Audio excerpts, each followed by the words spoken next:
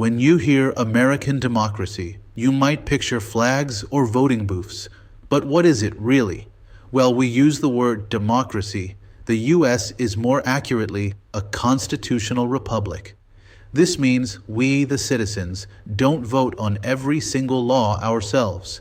Instead, we elect representatives, like senators, members of Congress, and the president to make those decisions for us. The most important part is the constitutional piece.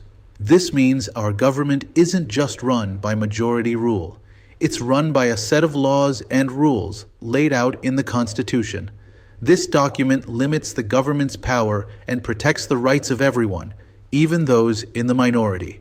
The ideas that built America weren't created in a vacuum.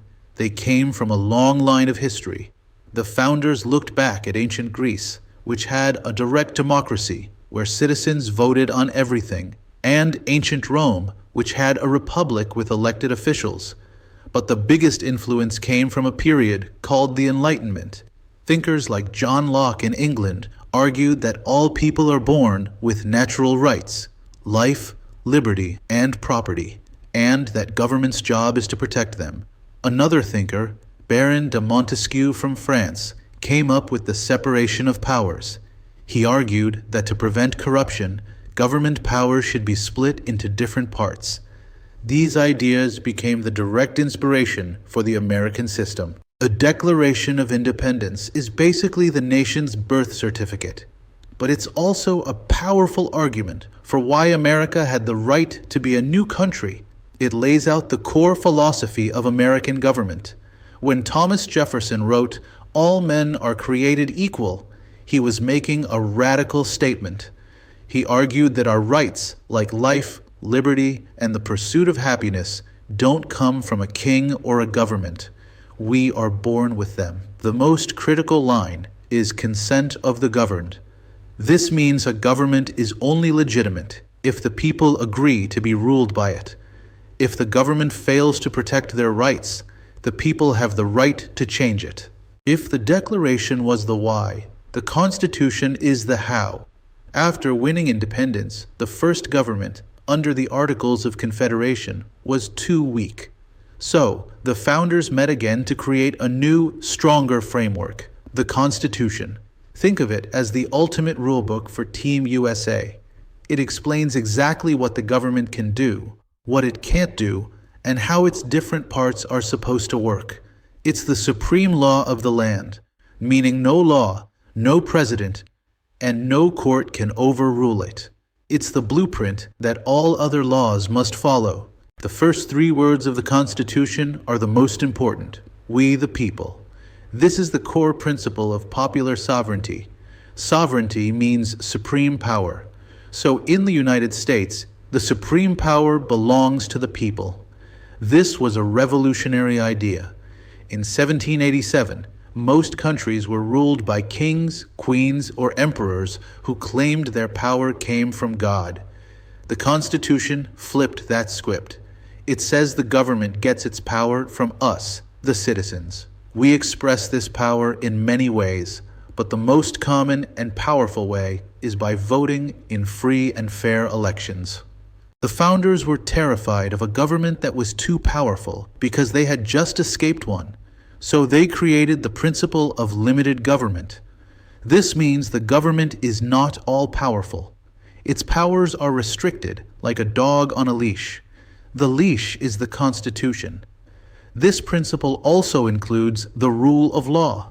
This means everyone must follow the law, no matter how rich or powerful they are.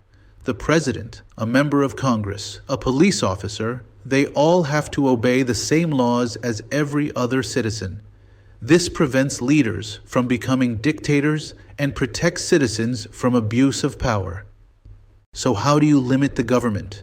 One way is to chop up its power. This is the principle of separation of powers, borrowed from Montesquieu. Instead of giving all power to one person or group, the Constitution divides the federal government's job into 3 equal parts, or branches. Think of it like a group project. The legislative branch, or Congress, is responsible for researching and writing the paper. They make the laws. The executive branch, headed by the president, is responsible for doing the project and turning it in. They enforce the laws. And the judicial branch, the courts, is responsible for grading the paper. They interpret the laws and make sure they follow the rules. The Constitution. Let's look at the first branch, the legislative. This is Congress, and it's located in the Capitol building. Congress itself is split into two parts, a system called bicameral. The first part is the House of Representatives. The number of representatives each state gets is based on its population. California, with a huge population, has 52 representatives, while Wyoming has only 1. The second part is the Senate. Here, every state is equal. Each state, no matter its size, gets exactly 2 senators. This structure was a compromise. The House represents the will of the people directly, while the Senate was designed to be more slow-moving, representing the interests of the states. Together, their main job is to turn ideas into laws. The second branch is the executive, which is run by the president, who works in the White House. While Congress makes the laws, the president must enforce them. This is a massive job. The president is the boss of millions of federal workers in agencies like the FBI, the Environmental Protection Agency, EPA, and the Department of Education. The president is also our head of state, meeting with leaders from other countries, and the commander-in-chief, in charge of all branches of the U.S. military. The vice president is there to take over if needed, and also presides over the Senate, while the cabinet consists of experts who advise the president on specific topics, like defense, treasury, and agriculture. The third branch is the judicial, made up of the federal court system. The highest court in the land is the Supreme Court. Unlike the president elected or Congress elected, Supreme Court justices are appointed by the president and confirmed by the Senate, and they serve for life. This is intentional. By not having to worry about re-election, judges are supposed to be independent and free from political pressure. Their job is not to make laws or enforce them, but simply to interpret them. They are like the referees of the government, listening to legal arguments and deciding what the Constitution or a specific law actually means in practice. Having 3 separate branches is a good start, but what stops one branch from just ignoring the other 2? That's where checks and balances come in. This is arguably the most brilliant part of the Constitution. Each branch is given specific powers to check or block the other branches. It's like a game of rock, paper, scissors. The legislative branch, paper, can pass a law, but the executive branch, scissors, can cut it down with a veto. But the judicial branch, rock, can smash the executive's action by declaring it unconstitutional. It's a system of tension and compromise that forces the branches to work together and prevents anyone from becoming a bully. Let's walk through a real-life example of a check. Imagine Congress passes a new bill to spend $10 billion on a high-speed train system. The bill goes to the president's desk. The president, the executive branch, thinks this is a waste of money and vetoes it. The bill is not a law. The president has just checked Congress. But it's not over. Congress, the legislative branch, gets another chance. They can vote on the bill again. If 2/3 of both the House and the Senate vote in favor of it, they can override the president's veto. The bill becomes a law anyway.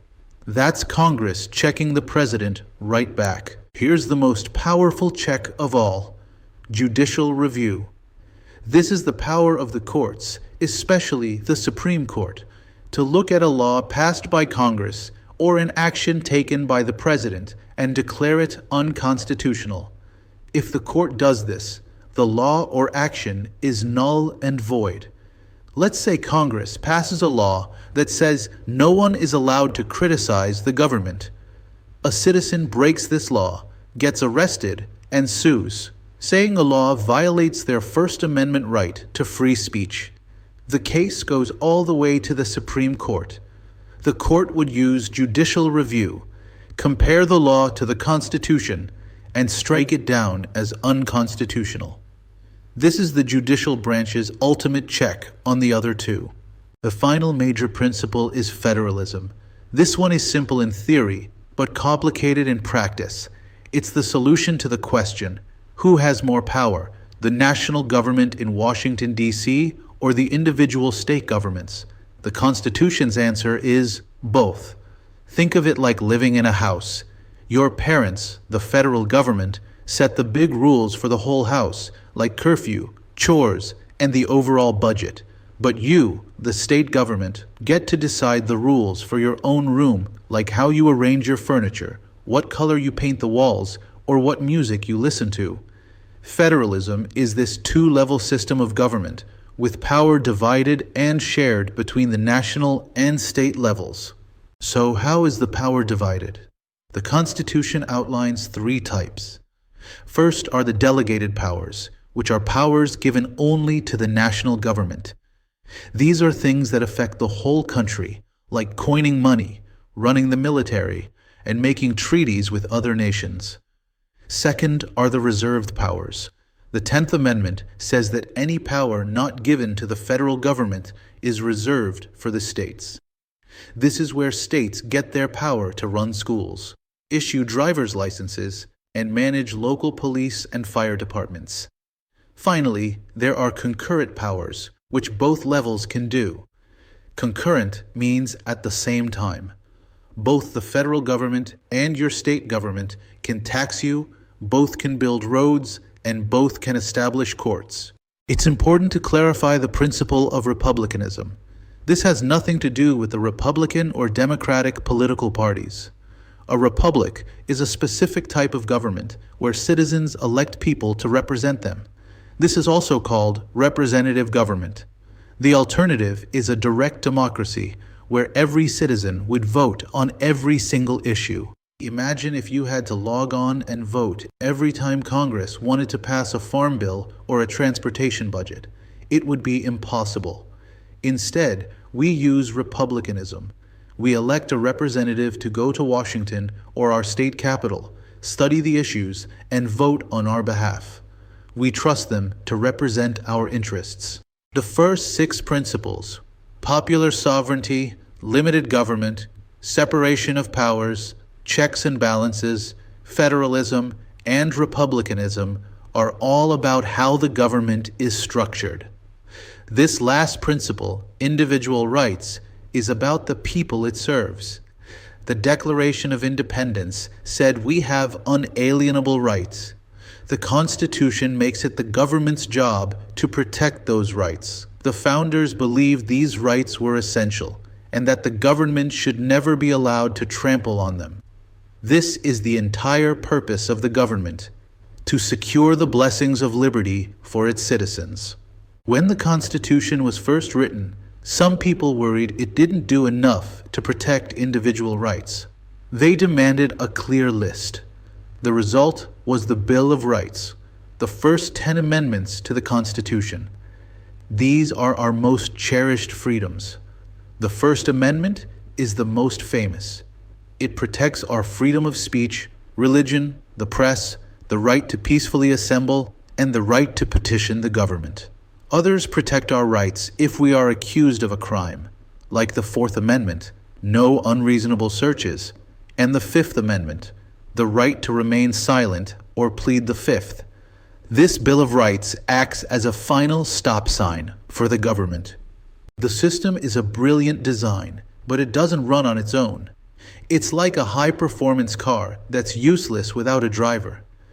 In our democracy, we are the drivers. Citizenship isn't a passive activity. It comes with responsibilities. The most obvious is voting, which is how we give our consent of the governed. But it's also our duty to serve on a jury if called, which ensures a fair trial for our peers. It's our responsibility to pay taxes, which fund the roads, schools, and military. And perhaps most importantly, it's our responsibility to stay informed, read the news, listen to different perspectives, and participate in the national conversation. The founders were smart, but they weren't psychic. They knew the country would change in ways they couldn't imagine. So, They built a way for the Constitution to change with the times, the amendment process.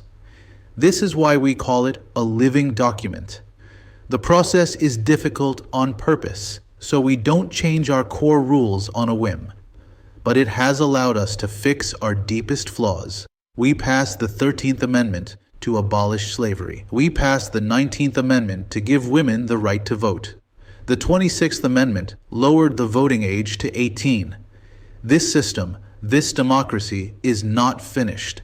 It's an ongoing project that relies on us, the people, to debate, compromise, and continue to form a more perfect union. Dot.